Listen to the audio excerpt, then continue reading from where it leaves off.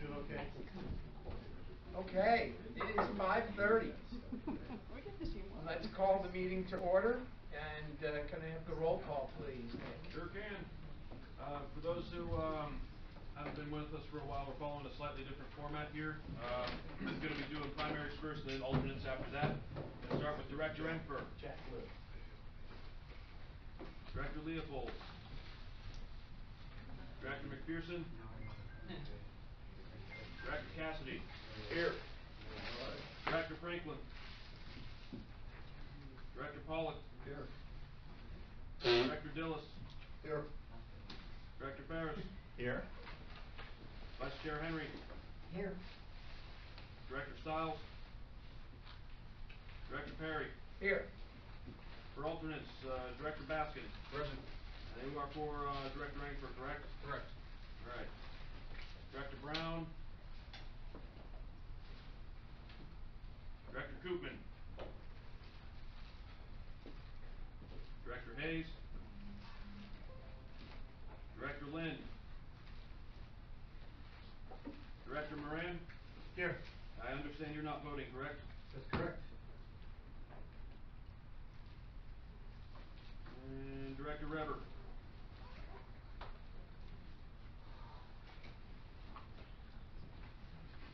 We barely have a quorum, but we do have a quorum.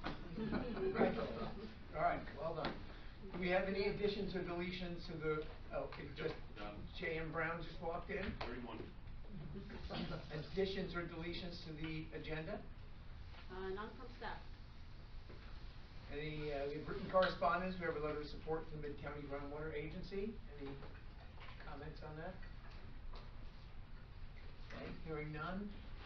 Now is the time for oral communications from anyone in the public for items that are not on our agenda tonight. Any and all things. Want to say something, Sean? Yes, Sean Wharton from Pico. I'm curious about the basin having some areas of taint.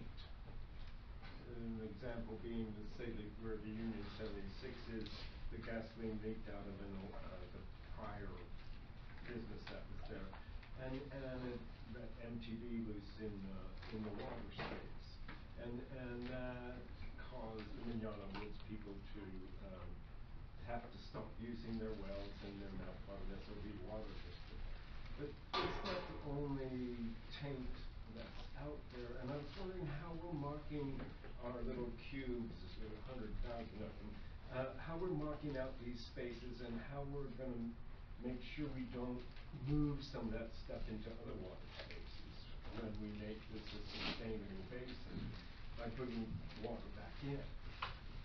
And that, I haven't seen that addressed, and it, I know it's a concern.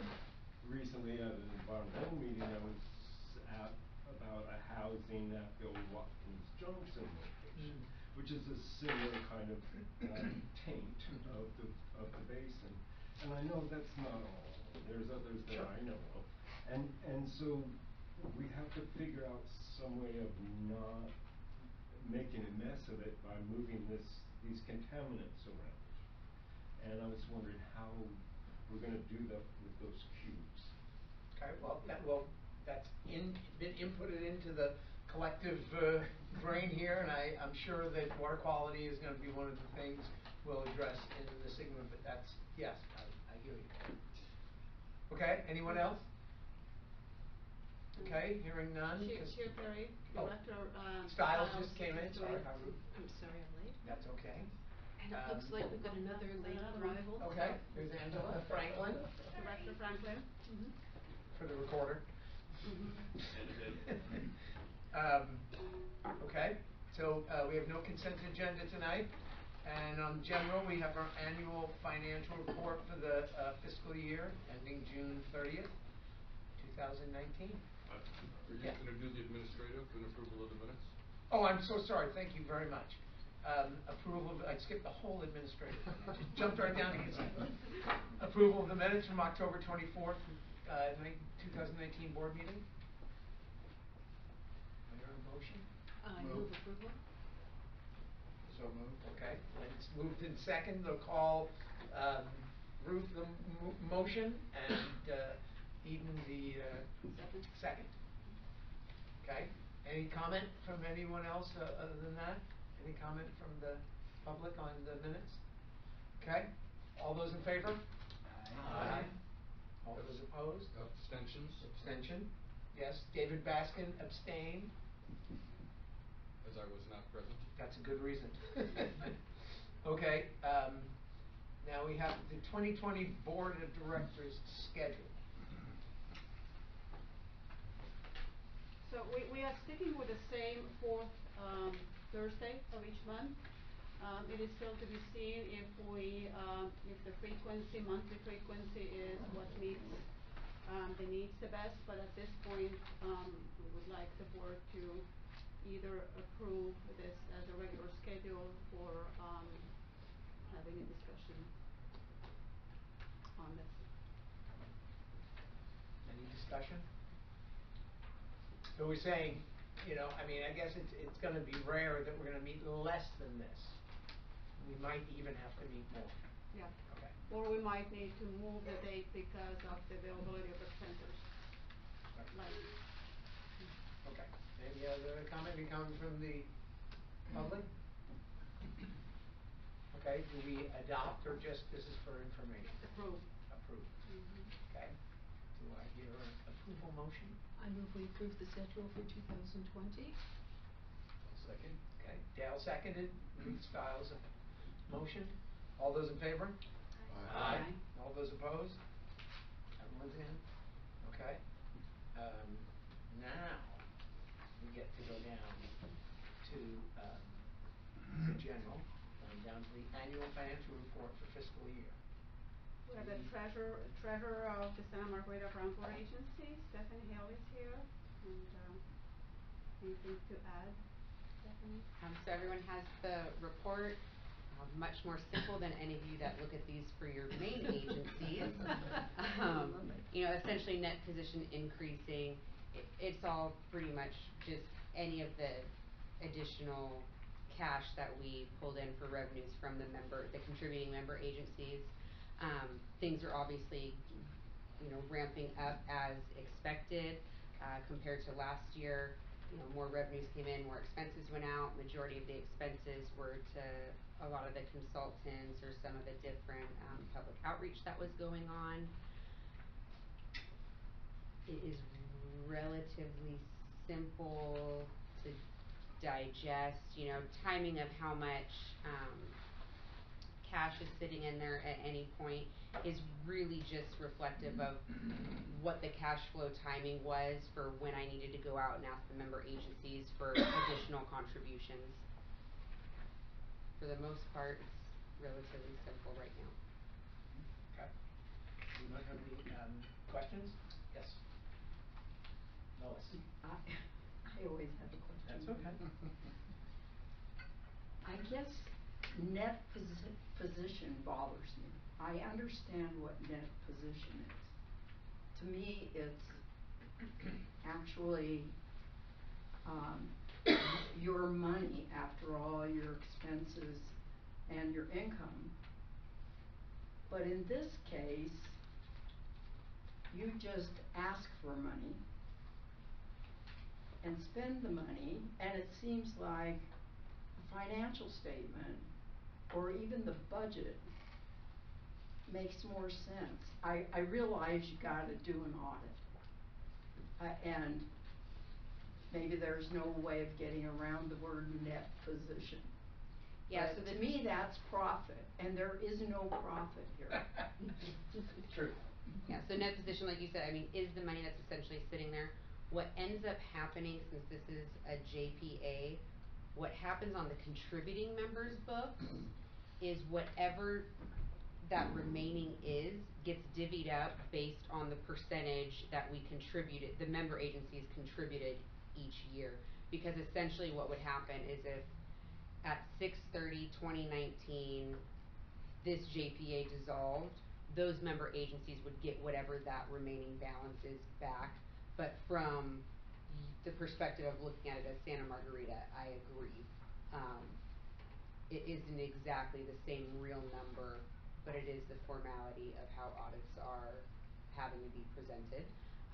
The budget is definitely where the board should be looking more, and those actual financial reports that are coming out each month, which we've switched to being quarterly. That's where you're really gonna be able to see how you're performing compared to the budget and the overall plan of the JPA. Accountant speak. I never understand how, assets and liabilities have to equal each other out. It's like, no, I have more assets than liabilities, I hope. You don't No, know. that's not how it works, they have to be the same. You don't know about double entry bookkeeping? Oh, no.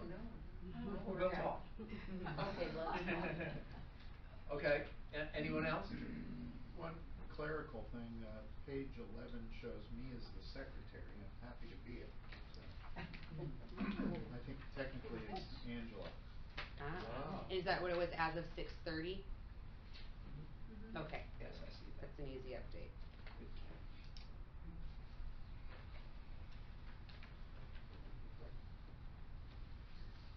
Anyone else? I have a question. Yes, Lou. I noticed that the member agency contribution percentages changed from 18 to 19.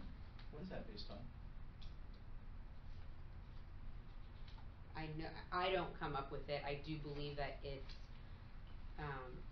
a number that's agreed upon all the Perrette, I believe John and Rick come together, and it was based on. It's relative pumping, from the basin. To my knowledge, budgeted percentages were the same, so I don't know why 18, the actual withdrawal was slightly different. Because it looked like Scotts Valley's contribution went up and Santa Rosa Valley's contribution went down.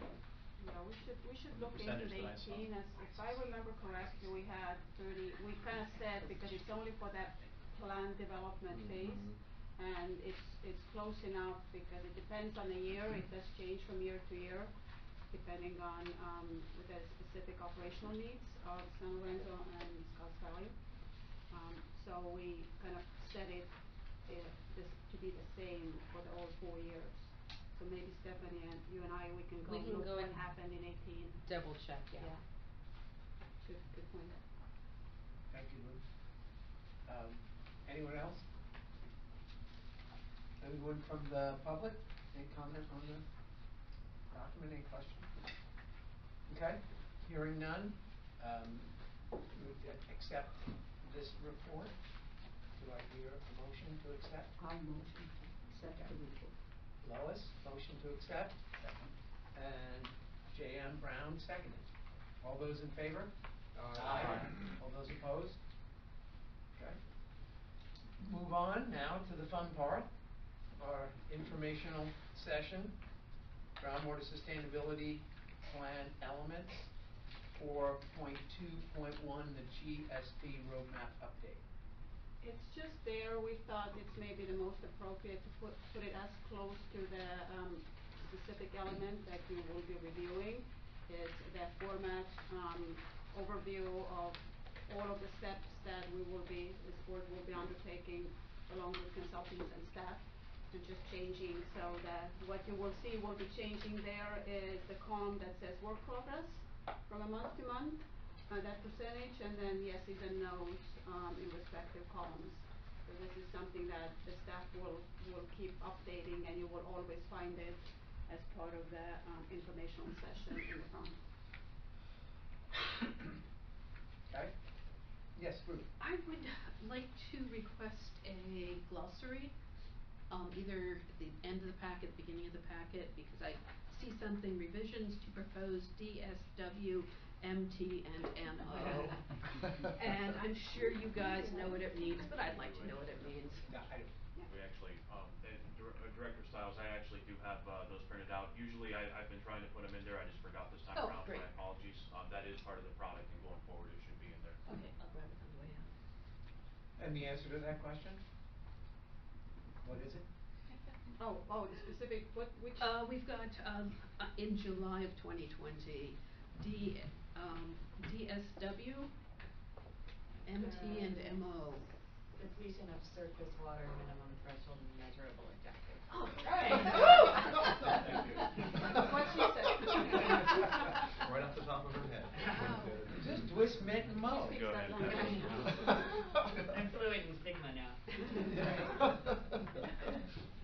It is kind of a foreign language. Okay.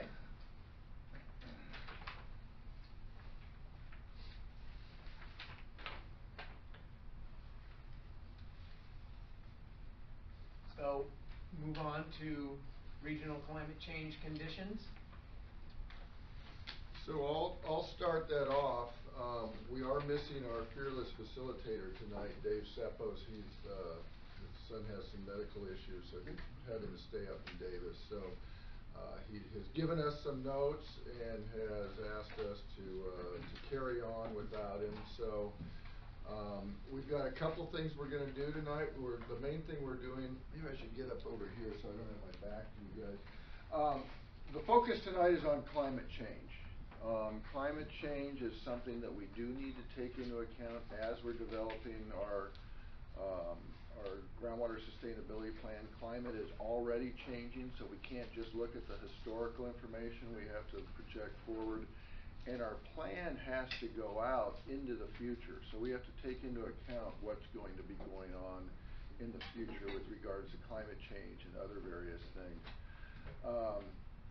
So we thought we'd start tonight with a presentation on climate change from Sean Chartrand. Sean is with Balance Hydrologics. Balance is one of our subcontractors. They're working on a lot of the surface water issues, working with Montgomery. Balance has also been working in this watershed probably for, since the 80s at least. So Balance has a lot of experience with the San Lorenzo watershed, with the Santa Margarita Basin, and Sean has been doing a lot of work, really working on the climate change issue. They're under contract with the city of Santa Cruz and have been doing a lot of the climate change work for Santa Cruz. Sean has come all the way down from British Columbia, where he's been in school and now a professor, and still working with Balance. He likes to come down and come visit us periodically. So I'll turn it over to you. What we'll do, actually, first, before I turn it over to Sean, we're going to have a presentation by Sean on sort of the technical aspects of climate change, and then we're going to sort of a brief overview of how that relates back into the groundwater sustainability plan requirements and process, and then just open it up for sort of a freewheeling discussion for us to, to discuss some of the aspects of climate change relative to how we are going to move forward with our groundwater sustainability plan. After Sean's presentation and before we get into the general stuff, we'll have questions and answer with Sean on some of the technical aspects of what he's got to say, and then we'll move into the more general stuff. All right. Great, thanks.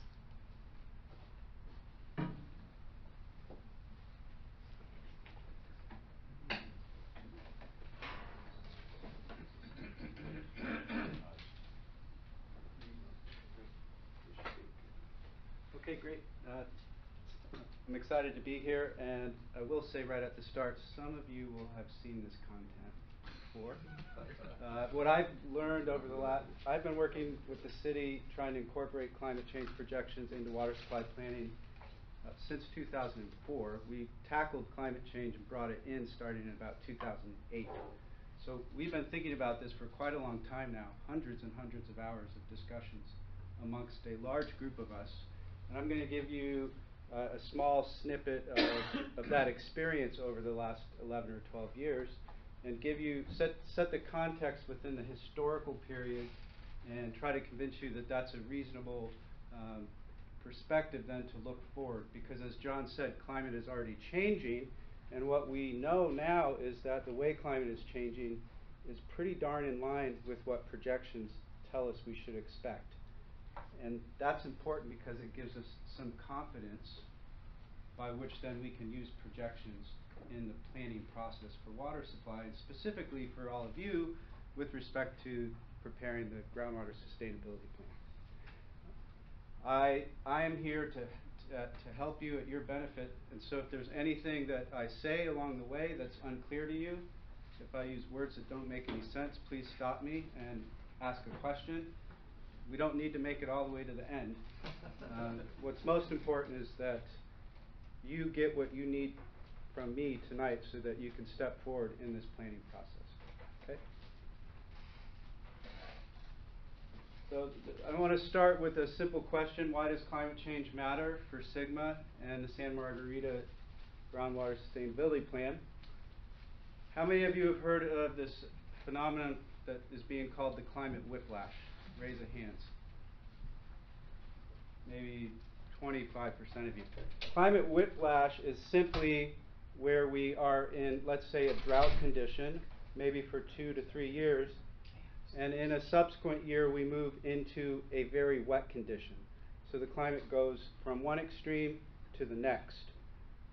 We've seen this in the historical record in Santa Cruz, but there's evidence that the frequency at which this is happening is increasing. Most recently, we all experienced a severe drought from water year 2012 through water year 2015. 2016 was sort of a moderate year, and then we entered water year 2017. We had a bit of a deluge, right? So we have recently had a climate whiplash, and this sort of sets the context for what we can expect in the future. Climate change is not a local issue. It's not a neighborhood issue. It's a regional, it's a statewide, and it's a global issue. And this really reflects what's going on right here and the way that Sigma is structured, bringing all of you together to try to deal with very difficult questions, but in the end come out with a plan looking forward that you all feel confident in and are happy with. No one is going to come to the rescue. Right? That'd be nice, but we're in it for ourselves, and this process here is a reflection of that.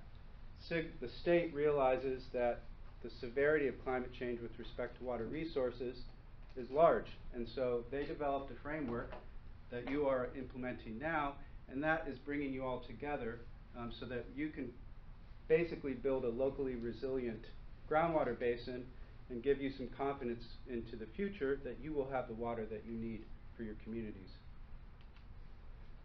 The challenges with climate change are grand, in part because we're learning new things every day, every year about how the planet works and how it's responding right now to increased releases of greenhouse gases. For example, I'm at the American Geophysical Union meeting this week, which is the largest geophysics conference in the world. A large proportion of that is focused on climate change. I spent all day Monday in climate change sessions. The talk this week at AGU is that the Arctic has passed a threshold. It's passed its tipping point. That means that we can expect to see accelerated changes in the Arctic. That will have big ramifications for the ocean climate system, because the Arctic is an important contributor of cool water to the planet. It used to reflect a lot of sunlight back into space. That was important for the global heat budget, etc. We're moving away from that. We're entering a new era. So the question is, how do we plan and achieve groundwater sustainability and resiliency in the face of a lot of uncertainty? Well, with the city, we've been thinking about this question for quite a long time, and we're bringing that to this group here so that you have the benefit of that.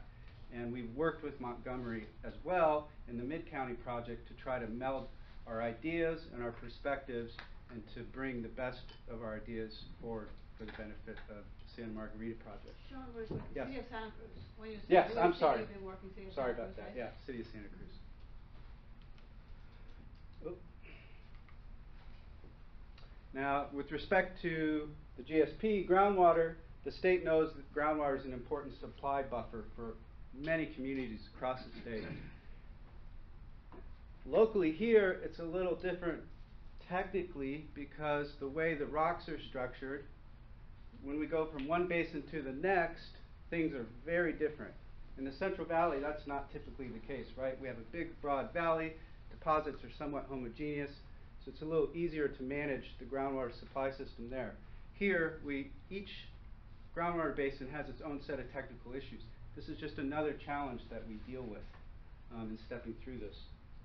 And the point of this cross-section, this is from Andy Fisher. We're sitting right here. This is moving down to Soquel and Pajaro.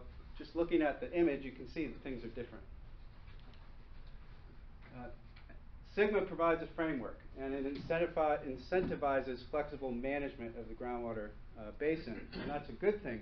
Basically what they're saying is, we want to pass on some control to local communities to figure out the best way to manage their system locally. And the state made that decision because they recognize that climate change will have severe impacts on water supply and water resources. We dealt with this directly in the mid-county work because we tried to use the state's projections of stream flow for the Central Coast, and what we figured out is they're not very good. And that's because their modeling strategy works really well for big, large Sierran rivers, but not for our small coastal basins. So that gave us even more confidence to use our own data in the way that we're tackling the problem. So how does SGMA address climate change? It does so in two ways, explicitly and implicitly. The state mandates that we must incorporate quantitative analysis of climate change using numerical groundwater and surface water models or some other similar tool. Implicitly, it accounts for it because we have a 50-year planning horizon.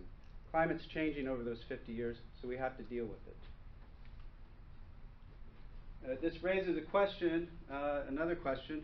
How do we use climate projections to identify resource strategies that can address an uncertain future? So what do I mean by an uncertain future? This plot's a little small, but what you see is a lot of different lines on here. These are 10 different climate projections of total annual precipitation for the watershed average of the San Lorenzo Basin. These 10 projections are the 10 projections that the state recommends be used for planning purposes. So you get the point. They're all very different. So it begs the question, which projection do we choose? Do we choose a combination of them? Do we choose the extremes in the population? It's not an easy question, because if we make the choice and stick with one and we're wrong, well, we could be maybe a little wrong, we could be a lot wrong. So these are big questions. We've been thinking about these for a long time. Now, the good thing is that climate projections in general are doing a very good job of telling us how the mean trend is going to go. So here is a plot. This is a plot that was just published 6 days ago. Okay? And the blue curves are observations of temperature anomaly from some average. It's an average, in this case, for the period 1950 to 1999. The black solid line in the middle is the average of a huge number of climate projections for the same period. So what do we see? We see the black curve matches the trend of the observations quite well, right? The black dashed lines are error bars. It's the 75th and 25th percentile around, in this case, I'm sorry, it's a median. So these are the 75th and 25th percentiles around that. So this gives us a sense of what the variability in the models are. The most important thing is temperature is increasing and our projections are able to capture that. That's good. Now that's important because we're going to go through some data locally, and we'll show you that we're already seeing that here. Yes? Weren't those models trained on that data set though? No, absolutely, no. That went up from 1999. No, these are not trained on that data set. Each model is run under the same initial conditions. In this case, they're showing the result they're showing you is from 1970, and then each model uses the same gridded projected historical data, and then the models run. So there's no training of the models here. Not in an artificial intelligence sense. Not in a neural network sense, if that's But they what fit their people model think. to the data that was available to them when they made the models up. They chose coefficients that would work with, that they thought would work with the data that they saw. Right? It's not that straightforward, no. it's not like we would go out and observe stream flow, and then maybe we try to build a linear model for stream flow, and then we adjust the coefficient and the slope to best match what we see. It's not that way. Okay. All right. So this is our context. The models are doing a good job of capturing, in this case, the average temperature anomaly. So now let's look at some historical observations for the Santa Cruz region and see what we can learn. So first we'll look at those observations, and then second we'll have an overview of modeling plausible future stream flows. Part two, we can skip around a bit because I think Georgina has showed you some of the information already. So when we get there, we'll see where we are, and we can skip ahead. Excuse me, Sean. Yes. When you say this is for the Santa Cruz area, are you talking about the Santa Cruz County area? Yeah, I'll show you specifically. Good question. So we're gonna cover precipitation trends, air temperature trends, and then we'll try to summarize it with basic conclusions. All of the data that I'm going to show you tonight is publicly available, so any of you can get this information. These are the sources: the NOAA Historical Climatology website, and then the CIMIS de la Viega gauge. The historical climatology runs from 1873 to 1996. It's at the monthly time step. CIMIS runs from January 1990 to present, and that has a range of time scales in the data: daily, hourly, so forth. Here is a plot of historical total monthly precipitation, as best as I can estimate it as an average for the San Lorenzo River Basin. It starts in 1873 and it runs through August 2019. I haven't updated it yet. The orange curve is a 24-month moving average. I just chose that because I have found locally the groundwater basins here have a memory of about 2 years. So we can see that there's a lot of variability in the period of record here. Excuse me. Yes. How do you define having a memory of 2 years? What does that mean?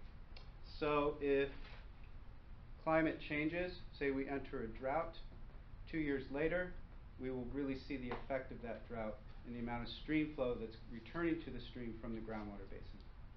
And that has been independently figured out by at least one USGS scientist for the Soquel Creek Basin. Oops. So we can learn more from this if we look at the data in a slightly different way. So this is incorrect, that should say normalize. We're going to normalize the data. When we normalize the data, we're taking any one value and we're dividing it by the long-term average. That's it. So we're going to have values that range from about 0.9 to 1.1. So 90% to 110% of the average, roughly. So if the value is greater than 1, we're wetter than the average. If it's less than 1, we're drier than the average. Okay, so the top plot is the individual years in the data set. The orange dashed line is just telling you where the value of 1 occurs. That's the average condition. So we can see again that data is bouncing around a bit. Now to try to smooth some of that out, here I'm plotting a 2-year, a 5-year, and a 10-year moving average. The main point I take away from this plot with respect to climate change is that in the most recent period, the last 25, 30 years, we're seeing more fluctuations. And these fluctuations are occurring at about a frequency of 2 to 5 years. There's no clear trend up long term. There's no clear trend down long term. That's pretty much what it's always been. Yeah. Yeah. So the precipitation projections in general for this region, some projections, precipitation increases a bit, some decreases a little bit, but not wildly different. The difference is, does it come in fewer months versus more months? The other thing to note is that the most recent drought, water year 2012 to 2015, is severe for the period of record. Now the interesting thing is if you look at stream flows and compare this period to say the 76-77 drought, there's not less water, say in the San Lorenzo River during the most recent drought versus the 76-77 drought. That means that the cumulative effect of trying to keep more water in the river is probably working. Here is a plot of the historical average monthly air temperature. It's the same as the first plot we looked at. These are the actual monthly values. But we want to look at the data in a different way so we can try to learn something from it. So we're going to normalize it again. Here, normalized value greater than 1 is hotter than average. A normalized value less than 1 is cooler than average. Okay? So the top plot is the individual years, annual air temperature. The bottom is where we smooth things out. Now, the start of the record is quite warm relative to the whole period. There is some question as to the validity of that data because the way air temperature has been measured through time has changed quite a bit technologically, but I left the data in there.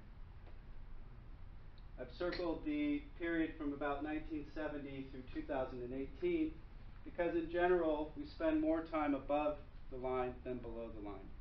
So the average air temperature is indicating some tendencies to be warmer than the long-term average. And note that the average is going to be heavily skewed by these values because they're quite hot. Here is the maximum air temperature. So again, when we look at the smooth data from the maximum air temperature perspective, in the recent period in particular, you can see that we went through a fairly cool period. But the recent 7 or 8 years, the trend has shifted up pretty dramatically. Yes?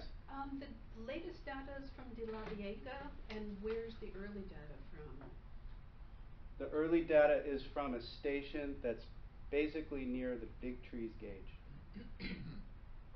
Okay, so it's in the San Lorenzo. It's in the Valley San and Lorenzo. it's inland. Yes, That's, yeah. That was my question. Yeah, was yeah. It's not how much is fog? way up the valley. Yes, yeah.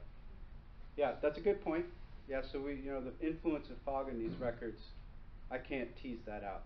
We don't have that information. Yes?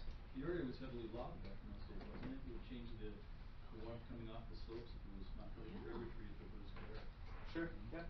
Yeah. To the extent that influenced the measurements, it's possible. I certainly couldn't say that's not the case, or couldn't be the case.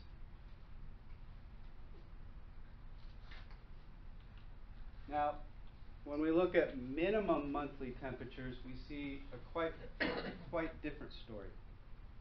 And this is consistent with what is being reported across the country.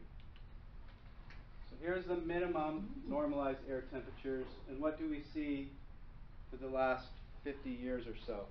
It's quite a bit warmer than the long-term average. We're squishing things together. We used to have a larger range that an average was trending in, and now we're shrinking that range that the average is trending in. Differences in minimum air temperature could have lots of effects on many things. It could matter for trees, transpiration, evaporative losses, etc. So the implication of changes in the minimum air temperature could be pretty serious in the future. I'm Yes? sorry, what does minimum air temperature mean? So in a day, Right. you have something measuring air temperature. There's a maximum. There's a max, there's a min, there's an average. So the lowest. The lowest. The Okay. lowest is getting warmer. Got it. Yep. It's the average minimum for the year, though. It's correct. That's right. This is averaged over the year. That's right. Okay, so a bit of a summary on this. Regularity of multi-year swings in precipitation seems to have increased.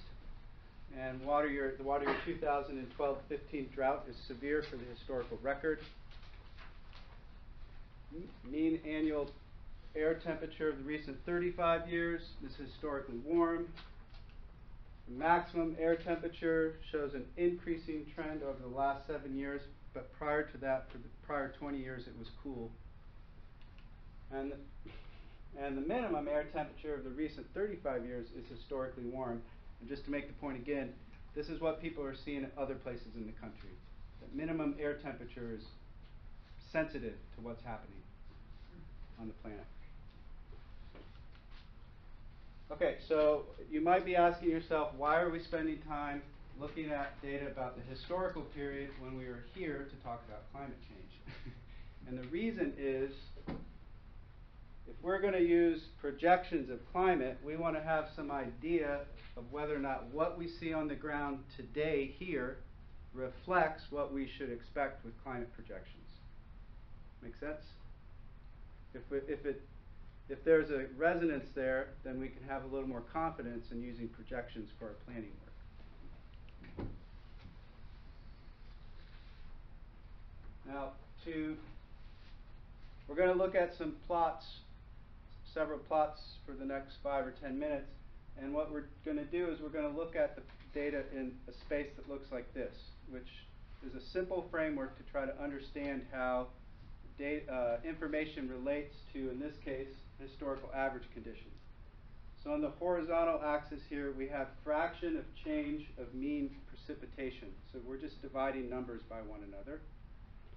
And on the vertical axis, we have fractional change of air temperature.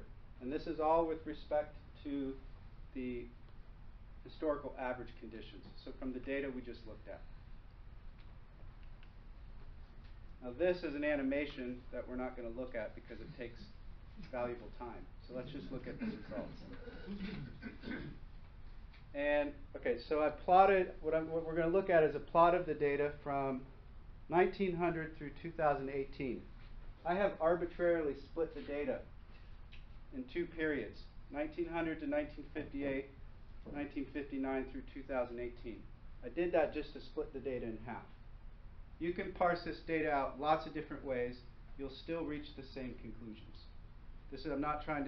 I didn't choose this time period because it would emphasize something in particular. Okay? Anyways, so if we take the data we just looked at and we divide all the annual averages of precip by the annual values of precip by the long-term average and plot it versus all the values of annual air temperature by the average, this is what we see. What do we see? We see in general that for this period 1900 to 1958, we have more points that are cooler, and there's less variability with respect to the period 1959 to 2018. In particular, we have more points above this value of 1, this 1 line. So we know that in the most recent period, it's been warmer in general. But let's try to pull out some specific information. Okay, so for this first period here, 1900, 1958, we have 38 values in air temperature that lie below the 1 line. In the more recent period, we have 24 values. It's a difference of 14 years. In the earlier period, 21 values lie above the line, so warmer, whereas in the most recent period, 35 values lie above the line. Warmer. It's been warmer in the recent. We saw that generally in the data. In particular, what we see is the most recent years, 2018, 17, 16, 15, 14, are all elevated above the average annual condition. It's been warmer in the last 5 years. You all know that.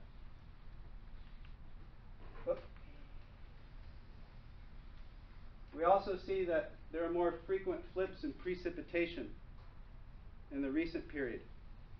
Just to give you an idea, 2017, here's 2014, 2015, 2016. We're jumping back and forth. This is the precipitation axis. It's just another way to look at the information, just to understand it, to understand what we've already learned from the other plots. Yes? Have you looked at winter versus summer increases in temperature? I have not. That's a great idea. We can do that. Yeah. Yeah, that would play a big role in evaporation. Absolutely. Yes. Yes.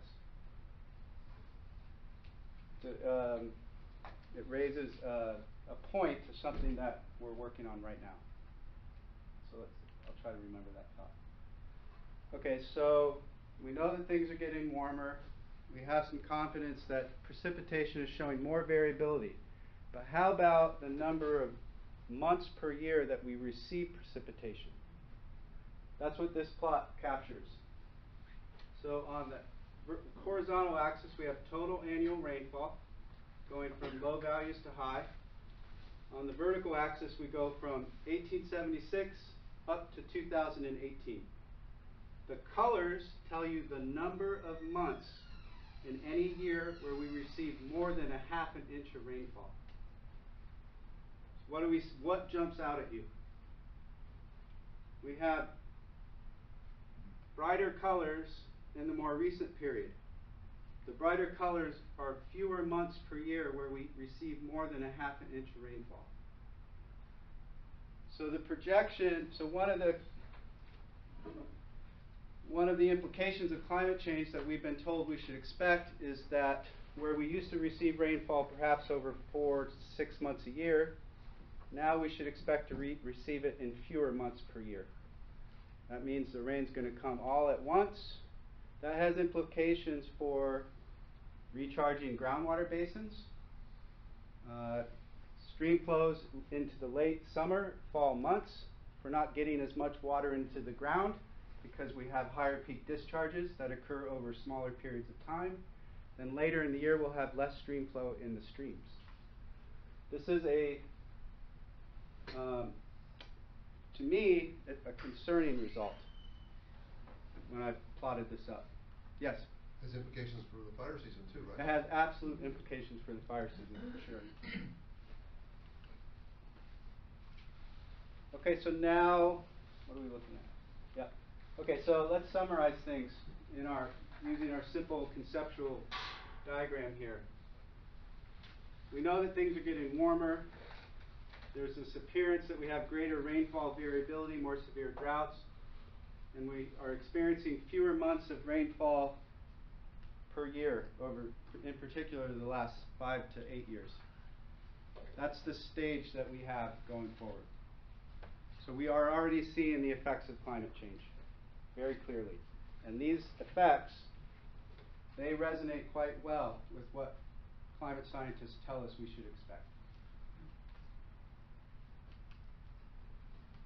Here is a summary diagram by Daniel Swain at UCLA.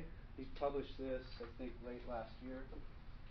Basically, it's just a summary of what we've already learned the local data tell us. And so the point of me including this was to give you some confidence that we're not making this up. Daniel Swain is a leading climate scientist in California. We're right on par with what he tells us we should expect. I encourage you all to go and visit this site and see what else he has to say and to study this diagram for yourselves. Okay, that's it for the historical data. Do we have any more questions before we move ahead? Okay. So we're going to, how much more time should we take? It's up to you. It's up to me? Oh, Yeah, well. go for it. I can talk all night. Not that long. Okay, great. 20 more minutes? Is that okay? Sure. So what we're going to do then is I'll just walk you through one strategy that we've used to try to develop plausible projections of stream flow. Is everyone clear about what the term projection means versus a prediction? Yeah? Okay. No. A projection has a statistical basis to it. A prediction can, but in general, a prediction is explicit. A projection implicitly means that we have a distribution behind what we're saying could occur. It's just what's the most likely outcome, and with respect to our ability to say something about probability.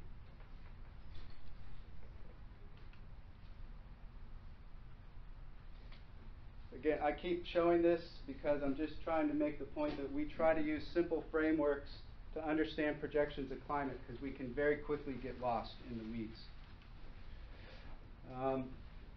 Like the historical data, we've stayed honest to using publicly available information. This is, all of you can download this data from this website, caladapt.org. Have any of you ever visited that website? I encourage all of you to spend 20 minutes on that website. You yourself can run climate analyses for the San Lorenzo Basin or mid-Santa Cruz County. It's become a very powerful tool over the last 8 years.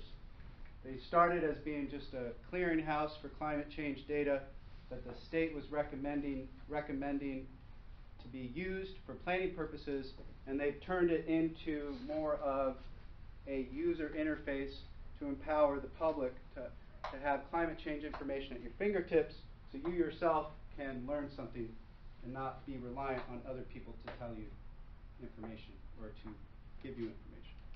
Question? Yep. Nick, are we going to have these slides made available to us? Yeah, these ones should already be on the website at this time. Yeah.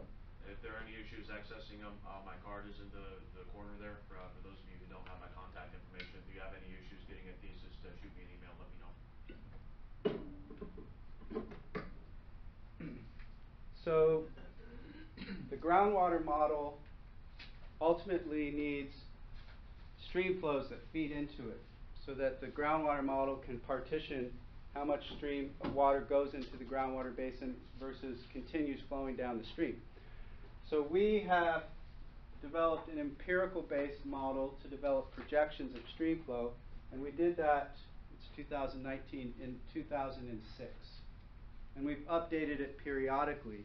We did that at the time for three reasons. One is the time of year when water supply is stressed most heavily is when it's dry, right? So we want to have a decent handle on dry season flows. When we use a watershed scale hydrology model, we have a more difficult time capturing the dry season flows than if we use data we collect and just build simple regression models to capture that. Second, we knew that we were going to want to run a lot of simulations, and when you build a watershed scale hydrology model, it takes time to build that model and run it. If we use a simpler approach, we can run that model, say, 100 times in one day. No problem. So it gives us more flexibility. And last, in the case of the city of Santa Cruz and then the USGS, we were collecting a whole bunch of hydrologic information, and we wanted to use that information for the planning purpose specifically. That's why we were collecting it.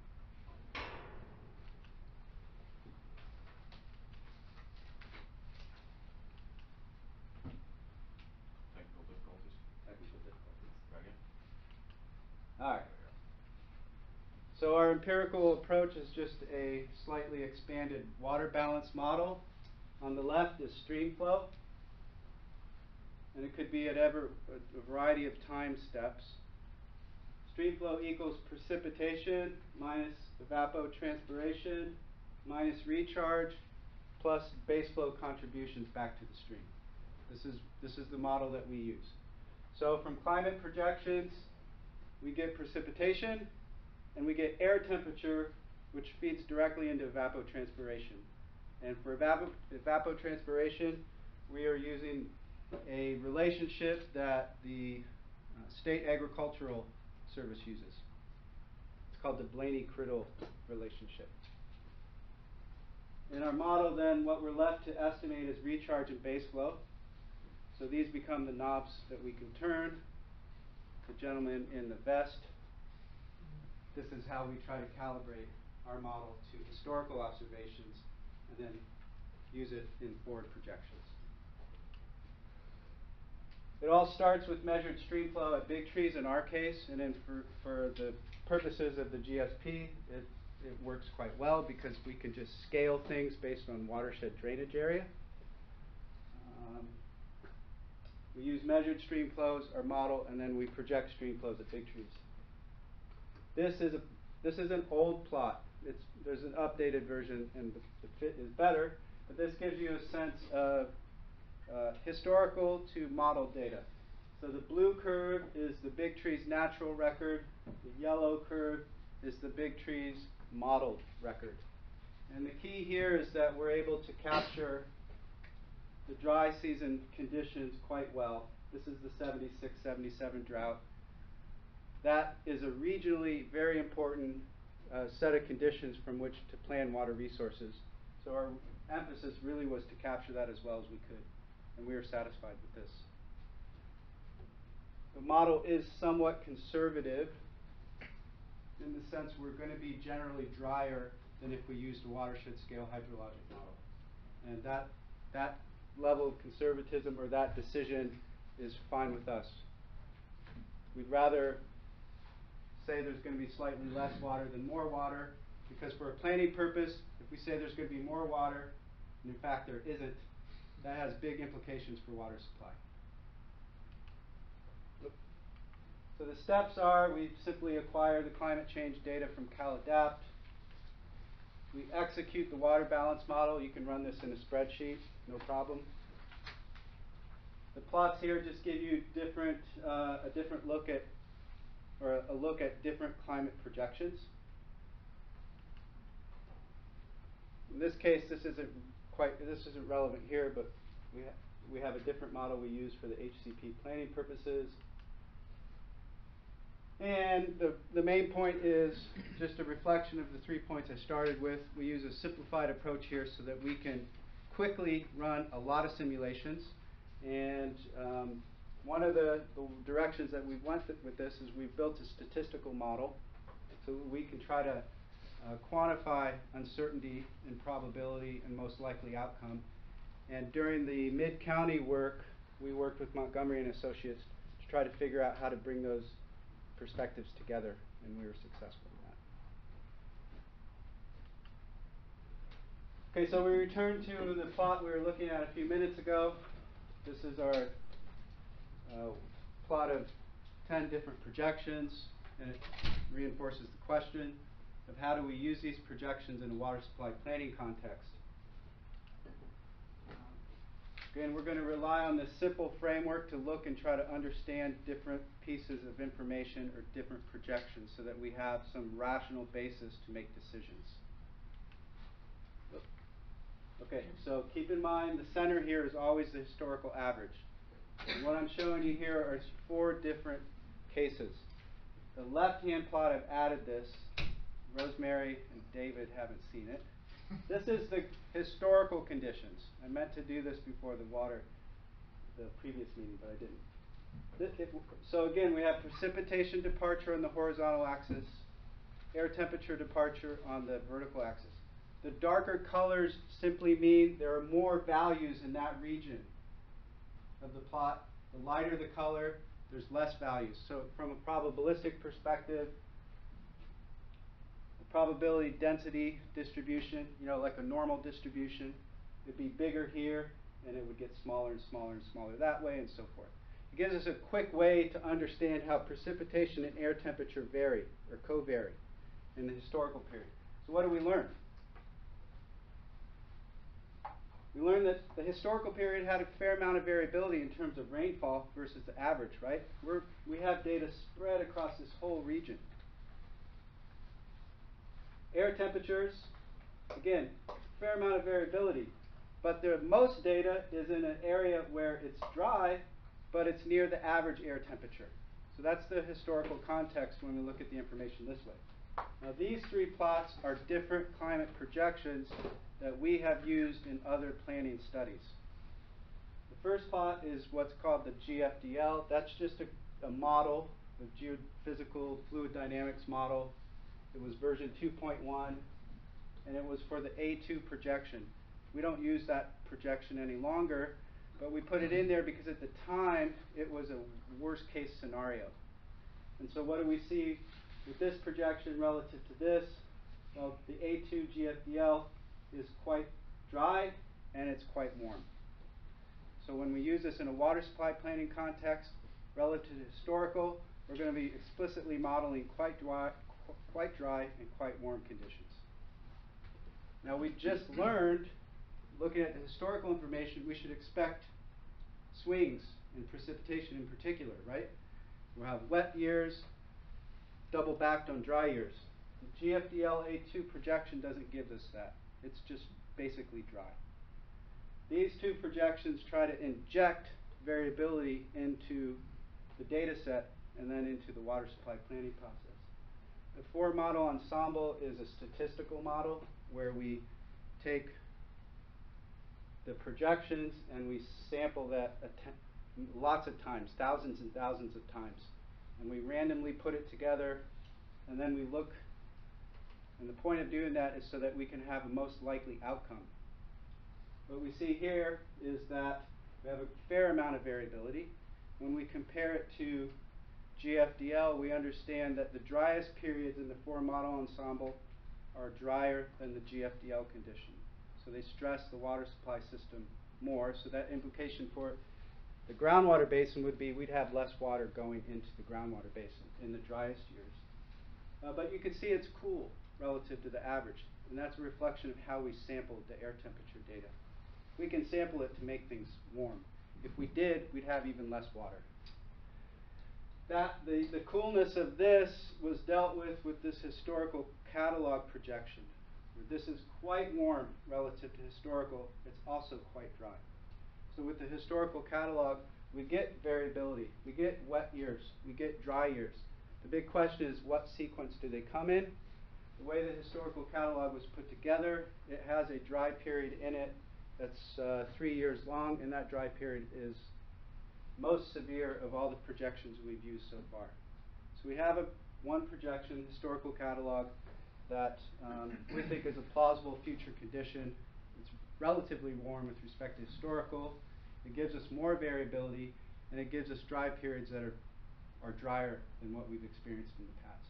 And so we think that's a good planning basis. Is that the one that was developed for Mid-County? This is the one that was developed for Mid-County, and it took us like a year to figure out how to put it through the process that we use with the city of Santa Cruz, and we figured it out.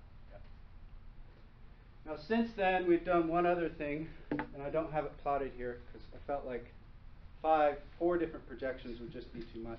But because we understand that the historical data and the trends in the historical data are in line with climate projections, we decided to use the historical data to make our own projections of future climate. And we did that, we were able to do that because of the simple modeling approach we use. Our model is very sensitive to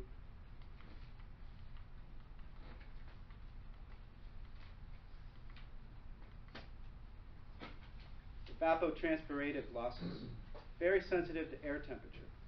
So what we did is we took the historical rainfall record and we asked 5 questions.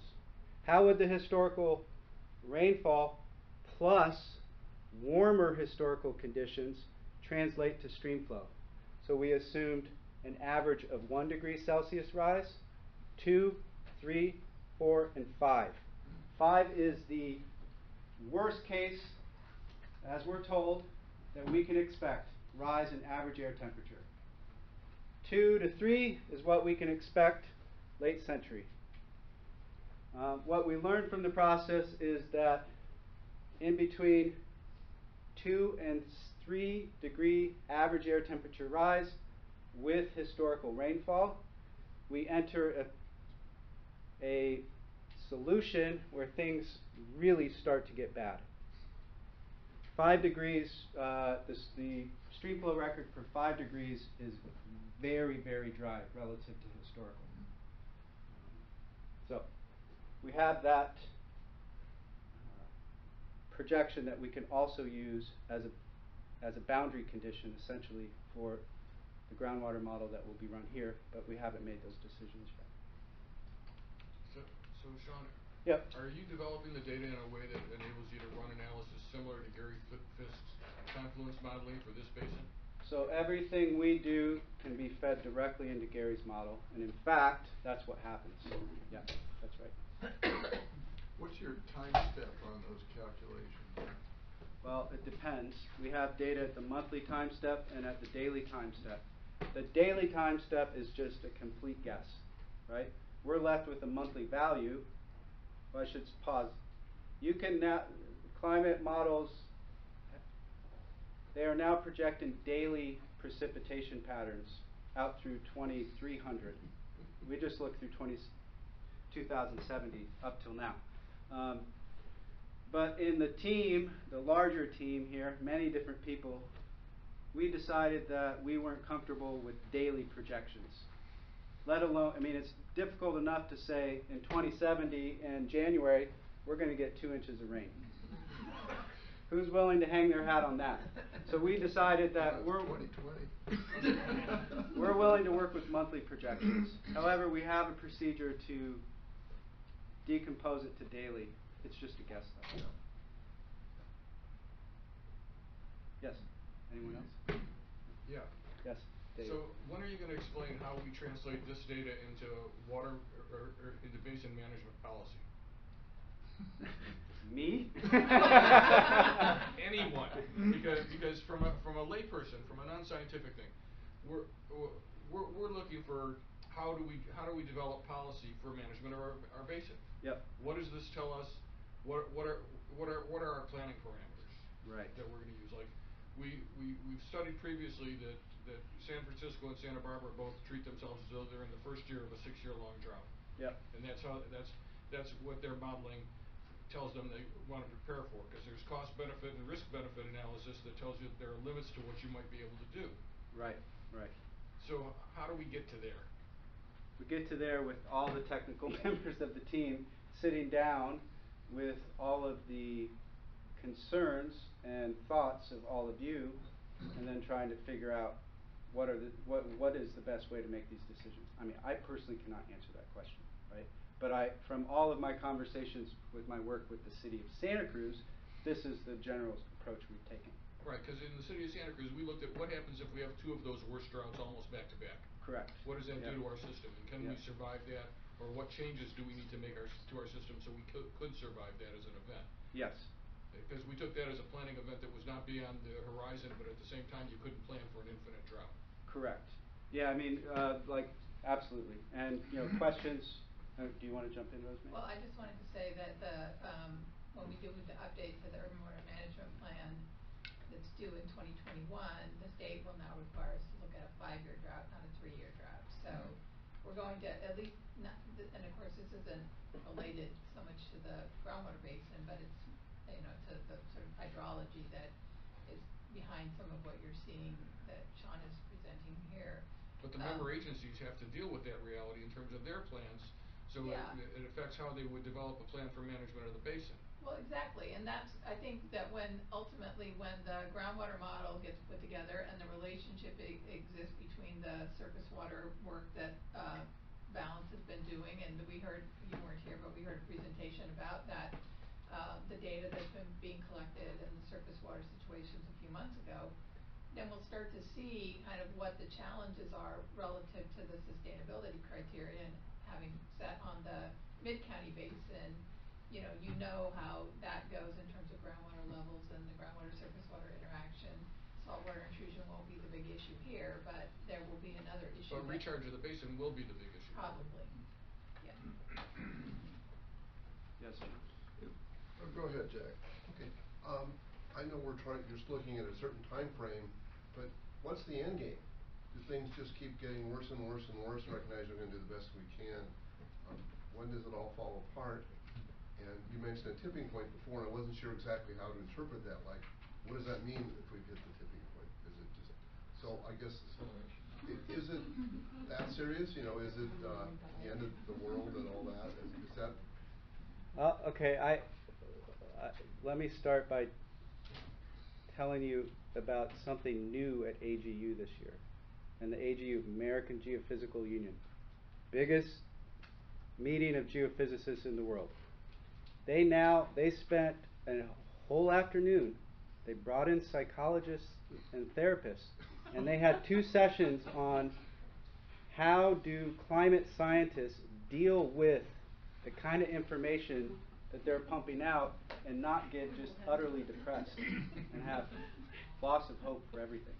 I think the reality is we can expect it to get worse, for sure, unless there's a dramatic change in the global us and how we transport ourselves from here to there, the types of energy sources we have, the food we eat, all of it matters. And yes, so the answer is, if you look at the projections under current day emission scenarios, what they call representative concentration pathways, it gets pretty bad looking. Pretty bad is very light. Out past 2100 for sure. I mean, some people or some climate scientists are just basically saying that they don't expect their second generation of family to be able to make it. That's how bad it is.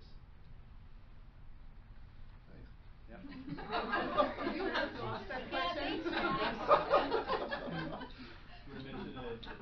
And the big thing there is heat, severity of storms, and then migration of people. I mean, right? I mean, have you ever tried to work in 40 degrees C air temperatures? It's like almost impossible for more than 20 minutes, 30 minutes. Plenty of room north.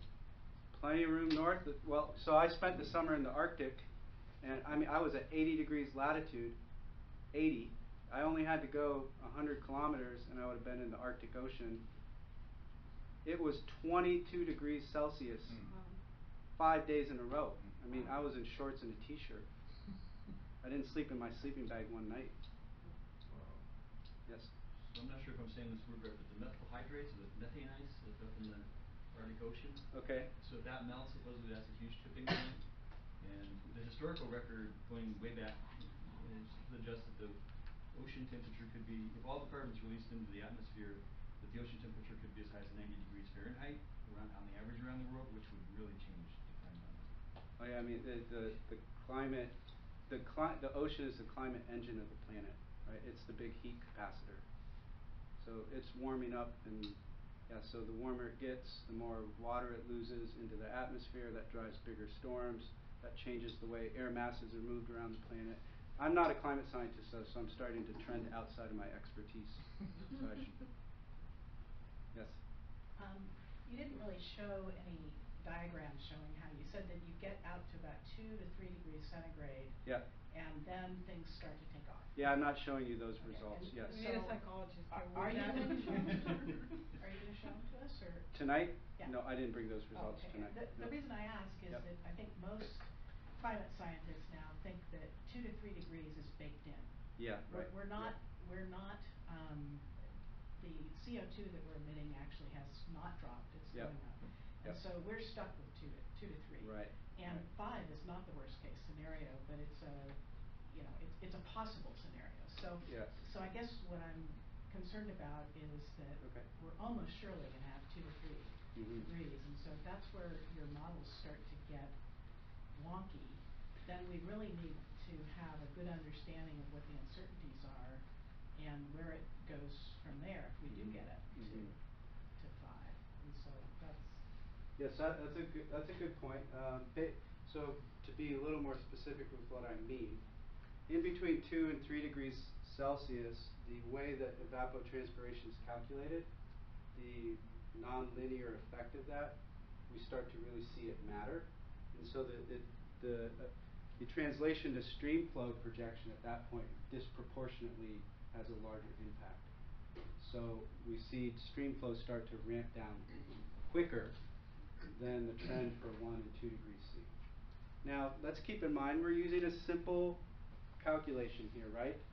Physically it makes sense, but it certainly does not account for everything. I mean, we're turning the knobs on recharge and base flow contributions, and we're doing that by trying to get the best fit to the historical conditions with this simple equation.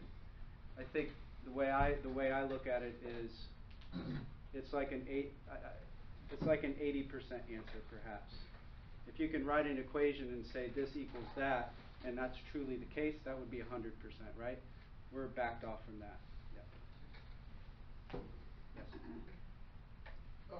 You said you're turning the knobs to get to recharge and base flow. Those are the things that we're most interested in groundwater management. Yes. Is recharge and base flow. Right. So is your model gonna be able to tell us much about recharge and base flow, since these are just sort of factors you're adjusting, or? I mean, one of the things yeah, sure. I mean, one of the things we found in the Mid-County groundwater model is it did not do a very good job with base flow, for example. Okay, so I'll try to be a little more clear. This is not the part of the groundwater model. Right. We're using the knobs of base flow and recharge to get the best fit on projected stream flow between model and historical. Now, I mean, we can certainly look at different recharge scenarios and how that affects projected stream flow, but the implication would be most certainly we'll have a worse fit between historical and model. So if we use it for projection, we don't have that basis to work from. Yeah.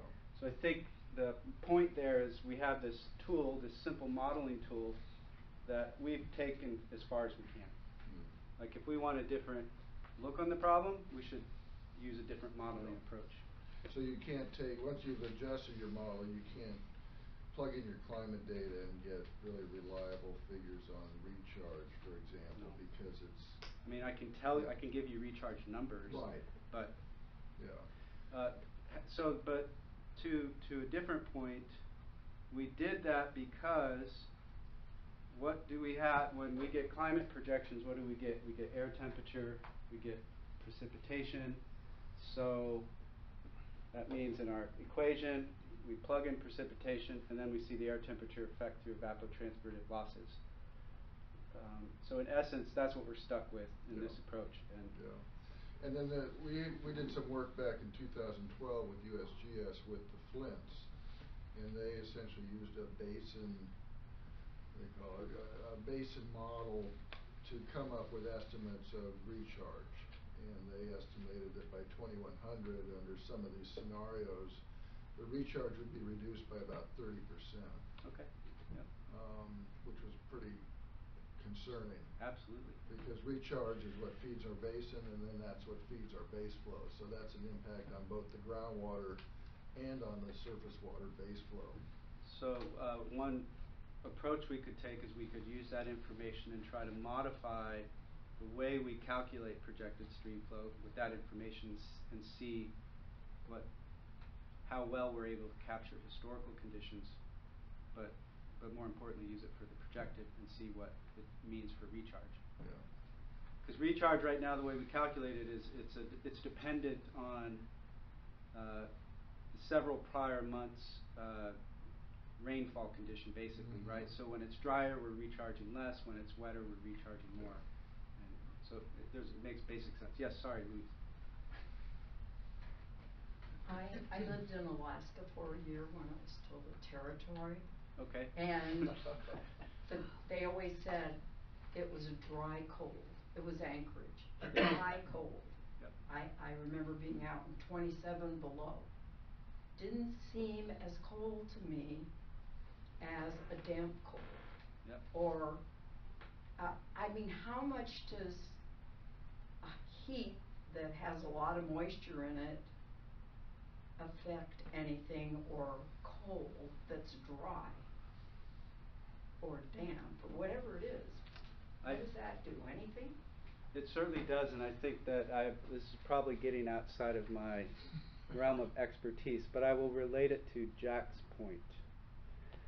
So if we expect air temperatures to get warmer, right, and we see the minimum floor increasing, what we should expect is what? We should expect the humidity to also decrease. Now, the uncertainty there will be in relation to fog. I don't have a strong idea of how the fog bank is going to be affected. You could make arguments that if it's going to get warmer inland, we could have a bigger machine drawing cool ocean air in.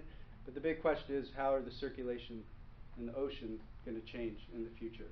But anyways, with the minimum floor increasing, average air temperature increasing, at some point maximum will start to locally show the rise we expect, we should expect drier air conditions.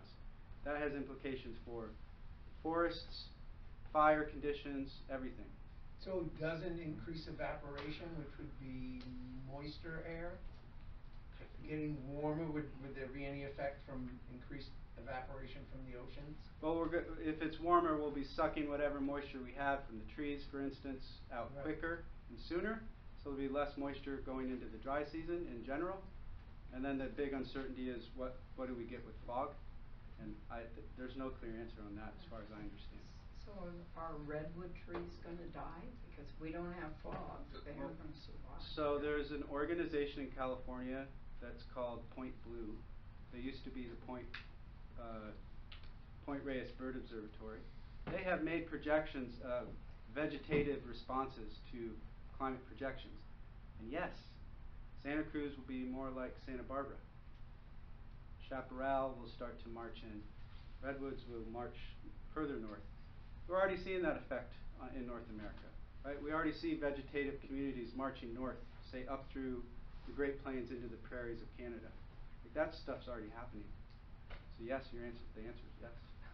Well, and the Flint study, basically, which was done in 2012, basically said there would be vegetative change, and that we would lose the redwoods here in like 50 years, I think was the time frame that they talked about.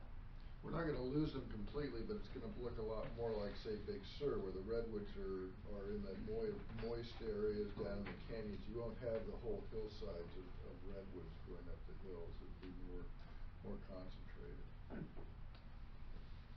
Yes. Locally, a lot of jurisdictions have passed climate action plans, climate adaptation plans, and so sort of my question is similar to David's in terms of the practical policy making. Can we really look at those plans and anticipate that they're going to have a bearing on the groundwater basin in terms of if they're successful and we can sort of impact our own climate, if you will, or the impacts of climate change? Should we be looking at those as part of our modeling, I guess? I don't know who's best. I'm not as to answer that clued into question, the but- local, what's going on locally with respect to policy. Rosemary, do you? Well, I think that the adaptation pieces in particular, but they're focused a lot on resiliency and reliability improvements to, give us sort of both dry weather improvements of, being able, the water supply increments obviously is better for the dry weather situation, and then resiliency on the infrastructure side in the wet weather conditions, because, we're not in good shape in Santa Cruz on either of those spectrums. But I guess the question is what else is in them with respect to the climate action plans, which have to do with, greenhouse gas management. Obviously, we made a huge switch over here locally by Monterey Bay Community Power that's brought in green power or more renewables in general, so carbon-free power. But there's, I think the point that Sean made a bit ago is, transportation continues to be a big issue, right? And so does land use planning, because that bears on transportation.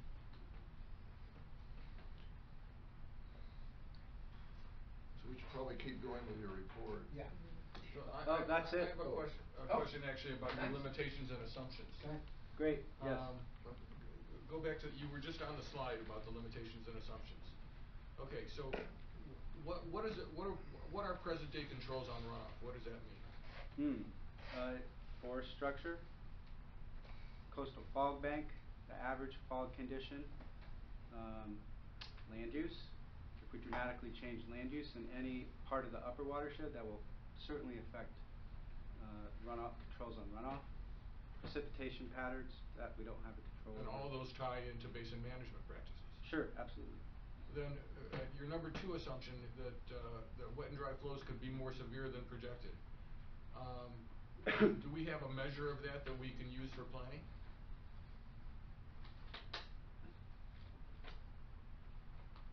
I think that we can definitely create one, certainly, yes. Would that be useful for us to have? I think absolutely.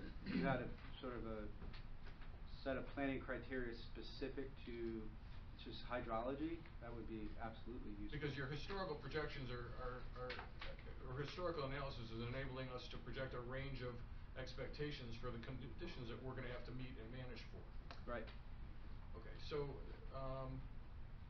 and that goes to number 3, which is that you expect there to be a tie-in to observed historical conditions, but at the same time, there's gonna be a variance from them. Yeah, absolutely. Yeah, number 3 really is specific to the way we're going from monthly to daily values, but your point is still valid, absolutely.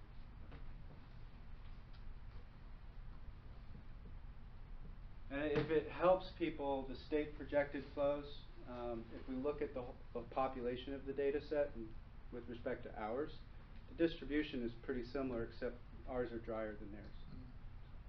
Are theirs more tied into what goes on in the Sierra with the snowpack? It's just the basis of how they calculate. The model that they use is developed specifically for snowmelt runoff dominated big basin systems. So, well, to give you an indication of sort of how they view, and this isn't meant to be critical of the state, but the SoCal, Aptos, San Lorenzo, this is all lumped into one piece of information. So we even lose the basin perspective that matters to us locally, on top of the fact that their models are built really for snowmelt dominated systems. Well, any more questions? I have a question. Yes, I don't know whether please. you can answer this or not, but I'm concerned about the effect of climate change on stream flow in particular. And as I think about what the drier, warmer conditions would be, it would seem to me that 2 things would probably happen to the bioenvironment in the water. One is it'll encourage microorganism growth because you have more pooling and less flow that's flushing. Yep. And 2, it's going to discourage fish population because as the temperature goes up, the oxygenation goes down. Sure. Yep. So that's not good for the fish. Does that seem reasonable? Absolutely. And to layer upon that, average stream flow temperatures reflect average air temperature in some way. So if average air temperature is going up, you can certainly expect average air temperatures and stream flow to go up. Right. The one thing I'm not sure about is extraction. Would the warmer water extract more in the way of chemicals and minerals from the ground, or what do you think? I don't think that will be such an issue. I think it's more likely to be dealing with algae blooms, those kinds of things, exactly. which have a different, another set of complex issues. But I don't know that, I don't think we're seeing a lot of leaching of, minerals or what have you from surface water, and frankly, I don't think there's much of that in the way of groundwater up here either. Anyone else for Sean? Thank you very much.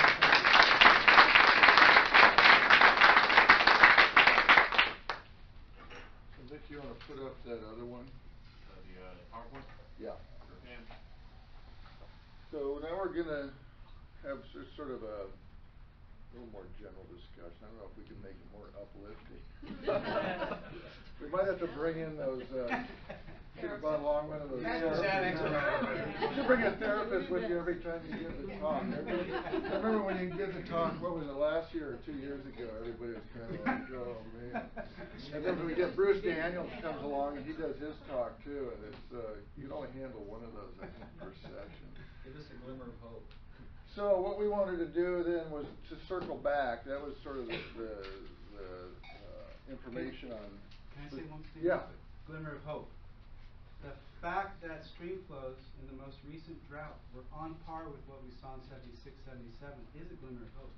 That is good. It means that your actions collectively have mattered. Yeah. And we saw that in Mid-County also, whereas in the 90s, Soquel Creek dried up for like 40 days straight in downtown Soquel, and in the recent drought, it only dried up for 15 minutes. So that's an improvement. And we've seen that basin, that Mid-County basin, recover quite a bit with reduced pumping. So, and we've seen even in our basin here in Santa Margarita, the groundwater levels are not dropping like they used to. They've stabilized in our wet years. They're coming back up. They go down a bit in dry years and back up in wet years. So The basin is responsive, so that just, I mean, that's all the more reason for us to do what we can do to improve our management of the basin, because it will work. We will get improvements. You've got the, all right. You can, right, your slides, whatever you want to do. So these are some slides that, if I remember which one, there we go. Dave wanted to just remind everybody of what's in Sigma. I think you've got this in your packet so you can read all the language, but basically our plan has to look forward 50 years. We have to look at historical data, and then we have to make projections. So all the information that Sean was talking about, we're going to have to fold that into our plan. And we're going to, you know, that was looking a lot at surface water.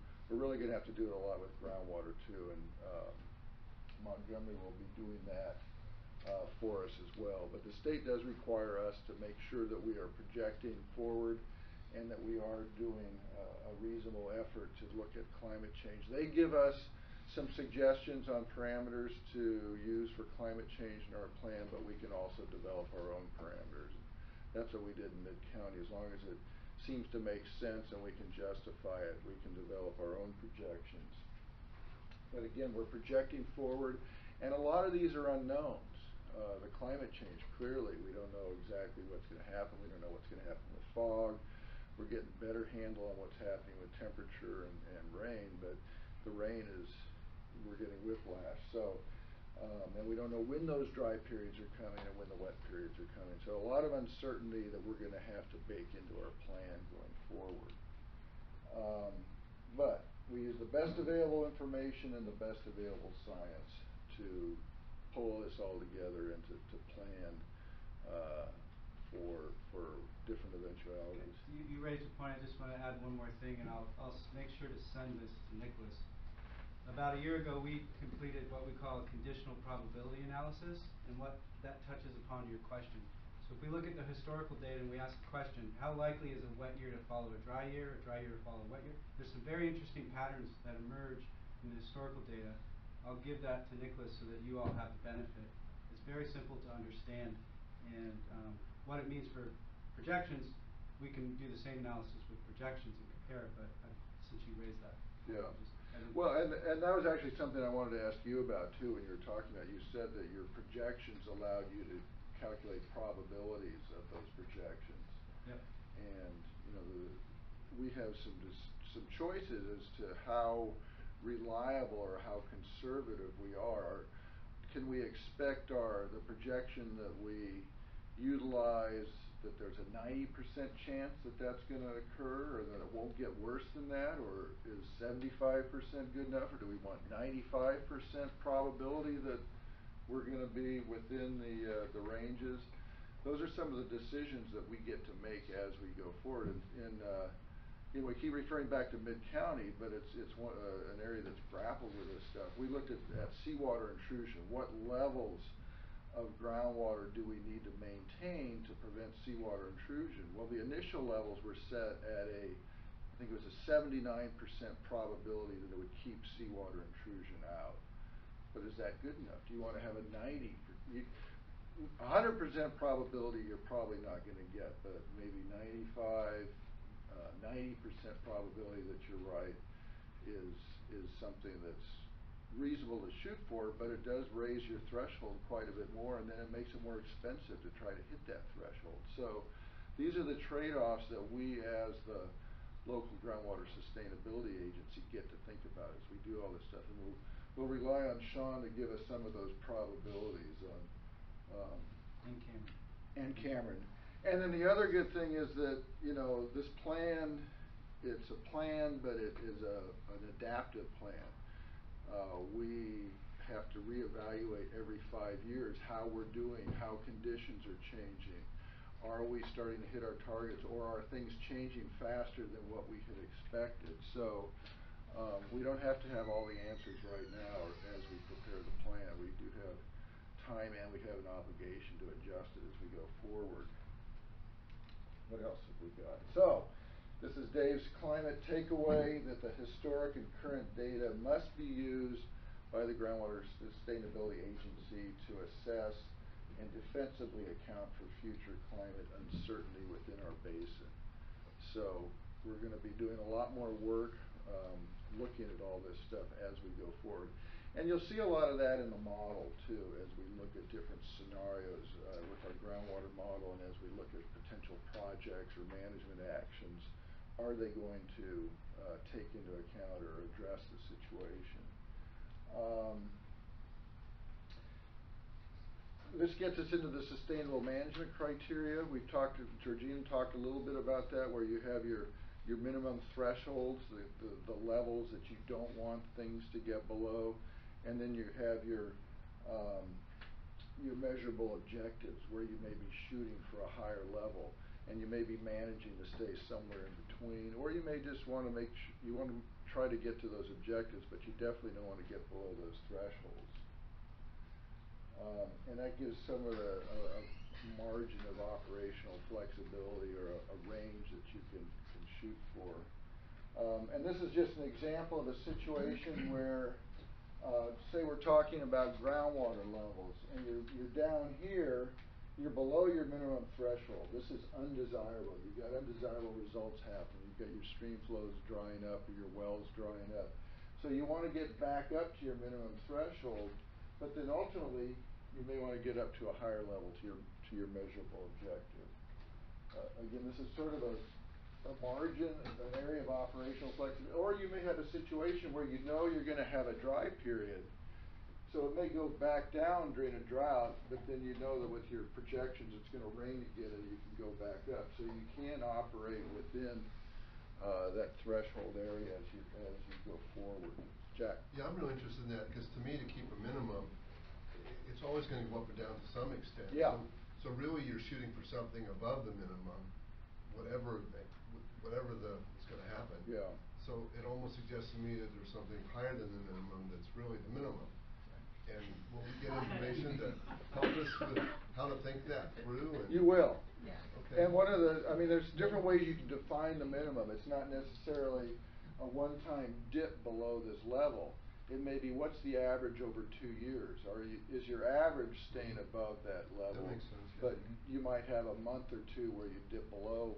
And as we define what our undesirable results are, it may be fine for it to drop down below a certain point and then come back up. However, say if you're dealing with stream flow issues, it may not be that great if you dry the stream up. So that may be an absolute minimum threshold that you don't want to get below that point. And then the model will help us to understand where some of those absolute thresholds are for short periods of time, and where some of the other ones are that we might have more latitude with. Wouldn't the measurable objective be a moving line based on the rainfall records? The running average of rainfall would move that objective up and down? I don't know. I couldn't say for right now. I mean, it may be, you may take into account fluctuation. Generally you do pick a line. My point would be, like, if it rained a bunch and it wasn't moving up, that would be a bad sign, right? Oh, if the level wasn't? Right, if you were getting more rain than normal and it wasn't moving up, then you're not really setting things on the whereas if it goes dry for a few years, you expect it to dip. Yeah. Right? So your objective would be varying with your climate data, or your rainfall records. We'll have to think about that as we actually get into the specific objective and the specific criteria that we're shooting for. But you may be fluctuating. Your objective might be there, and you might be fluctuating. I think I've seen on some other slides, maybe from campus or something. Yeah. So that was sort of the ideal, and this is a graph, again, from Mid-County on what things really might look like. This is our projection. This is looking at shallow groundwater levels next to the stream, next to Soquel Creek, trying to manage to make sure the stream doesn't go dry at that Main Street well. The dotted line there is our minimum threshold, with the dashed line, and then more of the smaller dots is the measurable objective that we'd like to be up to. That yellow line is what we call the baseline conditions, which is projecting forward with climate change, with that historical catalog of what we expect sort of the worst case of climate change would look like. So you can see that, you know, it starts out right at the minimum threshold, but then as time goes on, it drops below, and you actually get some pretty deep dips below the minimum threshold under the baseline conditions with no management of the baseline, the basin just continuing with current conditions, but then putting the climate change impacts or effects on the basin. You can see things are getting worse. But then we looked at a couple of different management actions. The blue line is the Pure Water Soquel project. What that would do to the basin, that's essentially putting 1,500 acre-feet of water into the basin and then redistributing pumping. So we're reducing pumping throughout much of the basin, even though we're only putting the purified recycled water in one area of the basin. And then the green line is two projects combined, the Pure Water Soquel project and then the City of Santa Cruz Aquifer Storage and Recovery program. Again, storing water in the basin and then taking it out for the City of Santa Cruz. But you can see those two projects together provide a pretty good benefit and kick the groundwater level, projected groundwater level at this well up where we're meeting our measurable objective.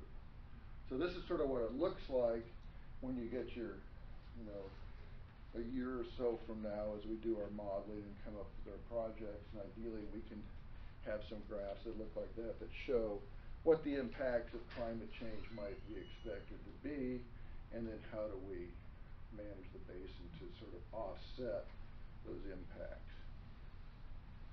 John, can I say something Yes. about that? I think that the one thing that might be a question on some of your minds is why is there such a big influence of the Pure Water Soquel project to see and then such a small additional increment of influence on the ASR addition with the two combined.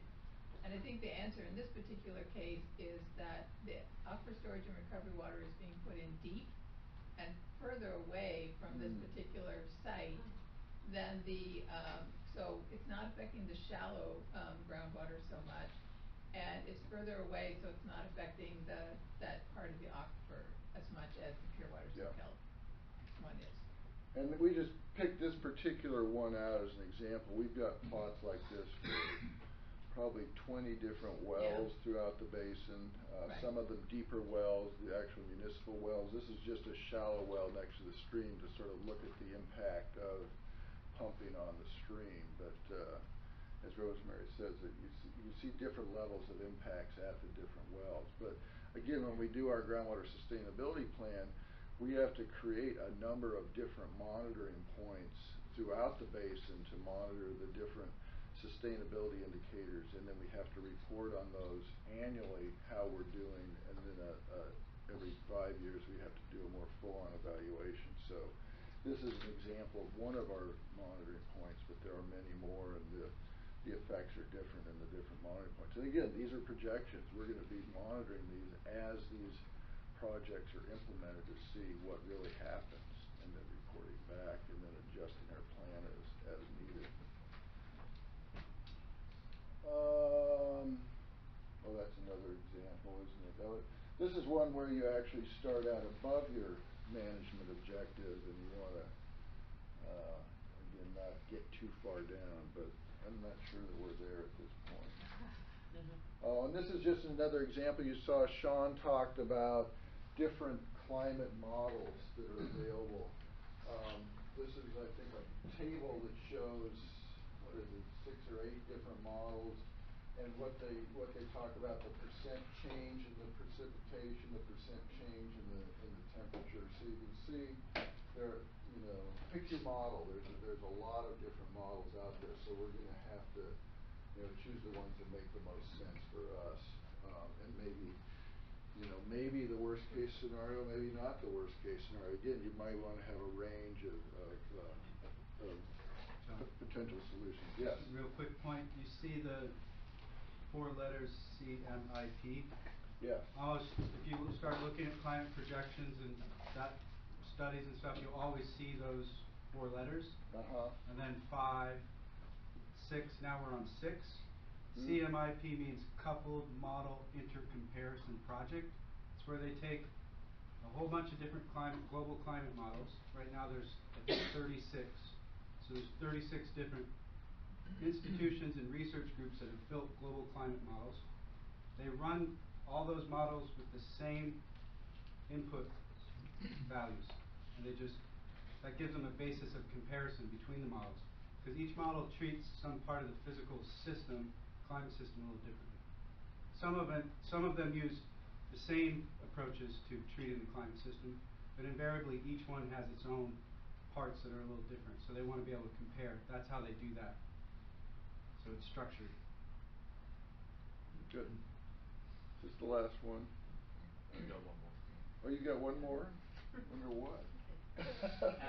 Oh, this is more of those plots. I said there were different wells with different plots, and these are more where the trend is smoothed out. What you were seeing before was the actual up and down. This is more where we took a 5-year average of what the levels would be, so it looks smooth. Again, you can define how your sustainable management criteria, whether it's based on an annual average or a 2-year average or a 5-year average on how critical it is. In some ways it's easier to read some of these things. You get a better sense of what the trend is, kind of like what Sean was doing with some of the data, where if you look at a running average, it makes it more understandable. So that's it for what we had in terms of showing you things. What we wanted to do now is just open it up and have discussions, kind of, if you've got more questions based on what you heard tonight, what do we need to be thinking about in terms of climate change specifically to our basin and to our plan, and just provide an opportunity for a little more open discussion and question and answers. I don't know if anybody wants to. What did you hear tonight that seems relevant to our basin plan going forward? What do we need to do about this? Look. Well, it was like doom and gloom, but I remember growing up in Southern California when I walked to school and there was so much smog. My eyes burned. In the winter, they smudged the orange trees. You wake up, your nose would be all black inside. You couldn't see the mountains. When I go to Southern California now to visit relatives, because of all the things that have been done, you can walk around without your eyes burning. You can see. You can see Mount Baldy or the San Bernardino Mountains. So things were done. And it doesn't mean we can't get these things done now. I mean, I heard Mark Stone say the ocean's going to die, that the ocean can adapt and survive, but we won't. It's so much doom and gloom. And a lot of people are just going to say, you guys are crazy. So if we're going to do doom and gloom, we better be coming up with some good ideas. Adapt. Yeah. And like you're saying, how the stream flow was different than the last big drought, because we've done some adapting. Might not have been directly related to thinking about climate change, it was just directed towards thinking about water supply. But really, as a small area, our main thing is to just to adapt to the changes that are coming. Yeah, I mean, one of our good things is we don't have snow melt to worry about, or snowpack. Good point. It's a good thing. Nick? Yeah, I tend to agree. we need to balance it a little bit better with some positives that have happened. Because I too, my sister, she just passed away, but, my half-sister, so she was 20 years older than I. But she lived in Pasadena, San Marino, and every year we'd go down there, and, you know, we couldn't see Mount Baldy. We couldn't see the mountains, and it was smog, and it was watering eyes. And most of the people here don't remember those days and can visualize the change that has been made from the 60s when all that smog was there to today when it's really tremendously cleaner than it was then. And I think we need to show that slowly we have been improving in certain areas so that we don't always lean to the doom and gloom, even though we have to be reminded that that's probably where it's headed. We need to show what humans have done to bring it to where it is today, and it has helped. I do think one thing that's quite different is that if we could make the whole world behave like California in terms of emissions and other things, we could be very hopeful about what would happen. But the point is that the CO2 that goes into the atmosphere is mostly, it's generated everywhere. We can't even in our own country agree on limiting emissions. So that's totally true. We are kind of stuck with these predictions that we're seeing of, as I said, basically the geophysicists now believe we're baked in for something on the order of 2 to 3 degrees. And on those models on the previous slide, the 8.5 is people kind of call the 8.5 degrees centigrade, which is, you know, Fahrenheit is a whole lot more, multiply that by 2. Those are kind of, quote, business as usual. In other words, if we just keep behaving globally as we have now. And the 4.5, the RCP 4.5, is if we were to all start just moderately decreasing our CO2 use, which a few years ago we had hoped that that was going to happen, but it's not happened in the last 2 years globally.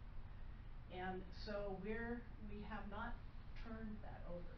So I think we do have to recognize that we're kind of stuck with this global thing now. But you did point out that there are some good things, that we're not dependent on snowfall. The other is we're not living in Saudi Arabia where if it's 5 degrees hotter it becomes like totally unlivable, right? We're actually in a place where it will be livable if it's another 5 degrees centigrade hotter. And so it isn't totally gloom and doom. In other words, we can adapt. We are fortunate, and it will be a different world, but it won't necessarily be a horrible world. It'll just be a different world. It's already a and I think that's what we need to communicate is that we're a little bit blessed, and that even though there's some doom and gloom out there, that we have the capacity here, just partly because of our geology, our meteorology, and everything else, that we can adapt to what's coming down the road. Well, for this group, we're a basin management group. Right. And so, the real thing that I think this data tells us is that using some of the projections, it enables us to determine, since we're developing a long-term plan, it enables us to determine what kind of data we should be collecting so that we can determine whether our performance actually validates the projections or whether there are variations we need to do, so that we collect the data that tells us whether the trends are occurring and how we develop management actions from that. So this informs us in terms of what kind of data we need to be collecting in the short term so that we can have a plan that works in the longer term.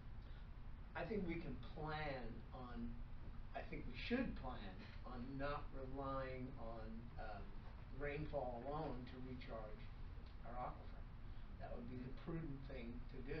Well, your data analysis will tell you whether you may need to consider that as an option, whether you may need a pure right. water, No, I'm saying, yeah. I mean, water Scotts Valley project to recharge the basin or something like that. Yeah, I think that would be a safe bet moving forward. Is that, you know, it is the prudent thing to do, because no matter what happens with the rainfall, if you're maximizing your storage, you're covering your beds. Maybe I should. Yeah, go ahead. Now it's your turn. So one of my thoughts is that if the water is indeed, if the rainfall events are coming as bigger peaks, but spaced further out, we may only get 3 days of rainfall a month or 5 or something instead of 10. And that would make a big difference on how much water soaks in. And that would change our model significantly that we're going to use to project the future. And so if we do these, I think some of these were based on monthly rainfall totals, some of the data we were seeing tonight. I'm not sure. Yeah, see. And so the thing is, if we go forward and we look at, the patterns will change in the future. We'll get very large tropical storms more abundantly, and yet less smaller storms. Then that's going to have a big effect on the recharge of the aquifer. And then, as he was saying, we may need to, if we taking that into account, would change how we might move forward to decide what to do about recharging the ground. And I mean, an example of something we might want to do related to that is to have more, potentially have more means to capture some of those larger events. Right. Get them into the ground, get them into storage, as opposed to them just running off. Unfortunately, some of the work we've done so far, where we've looked at stormwater capture, it's not cheap. A lot of those projects are not as inexpensive as we would hope they might be. How much would you pay for water if you didn't have it? Well, there you go. That's true. And some of the things that's been mentioned about planning, and that's, I know, what we've, not just in Pasquale, but we're seeing projects that are incorporating permeable pavements, different things that are helping, build right in the new development for the swales, Woodside being one of the first ones, but improvements since then to where in our planning, there are steps being taken to, not allow that water to run off into storm drains, but actually injecting back into the groundwater. And those changes, and combined with everything else, are also helping us see more, help our storage. And one of the things that brings to mind is our design criteria for designing drainage and runoff and recharge projects is based on historical conditions. It's not based on probably what we've even seen in the last 10 years. It's based more on what we've seen in the last 30 years. Engineers take a long time to sort of change how they adjust their design criteria. So it may be that something like that, we may want to update our criteria that we use and how we calculate, how we design those stormwater facilities for new development. That's a really good example of a management action that, falls into the category of projects and management action. So it's a thing about, can we take an initiative that influences that doesn't necessarily cost us money, but will obviously change the dynamic of the development and what's required. But if it's necessary for a long-term sustainability, then that's a rational thing to do. Yeah, and if we're not properly mitigating the impacts of new development, then we can change our criteria to do that, and yes, then they pay for that as a part of the development. Then the housing costs go up. We don't live in a simple world, do we? We can't solve it all at once. Anything else? Other thoughts?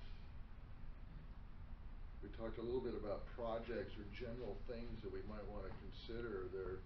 Somebody mentioned sort of the drought-proof supplies, capturing and putting that recycled water back in the ground. There's always going to be sewage, right? So, No, there is no wastewater. No water to be wasted.